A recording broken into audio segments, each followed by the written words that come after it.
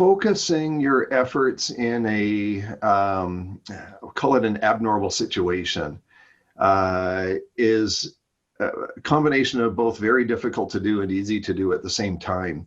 Most business leaders actually have a really strong intuitive sense of how to manage their business and where the priorities are in that crisis situation.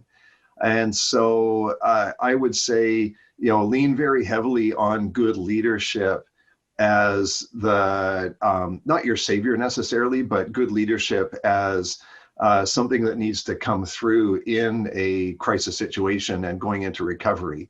But aside from good leadership also relies very heavily on good information.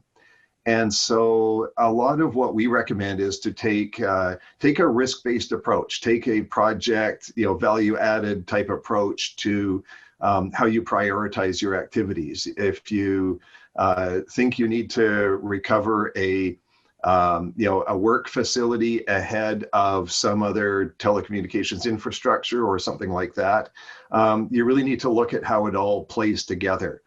And so having an understanding of the dependencies between the various processes and facilities and how they all operate, having that understanding of the dependencies is very critical, and being able to place value on the various components that might go to deliver some sort of business process. With the COVID-19 crisis, a lot of organizations have been in crisis mode since March of 2020, and we haven't come out of it. And we're 6 months into crisis operations, and so in many ways we're in that new normal state. And so if I go back to the why resilience is important, is that you need to maintain your business through the crisis scenario, and the crisis scenario may be much longer term than you're expecting. And so the long-term crisis essentially becomes the new normal.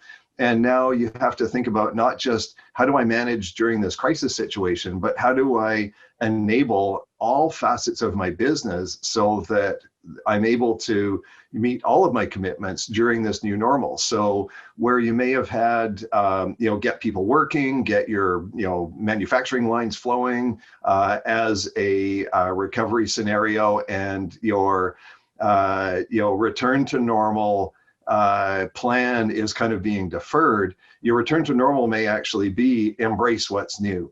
And so you need to look at, do I have all of my business elements working? The priority was to return to service. We've got that. Am I compliant? Am I meeting my audit requirements? Am I meeting all of my other commitments to regulators and to my partner businesses and so on?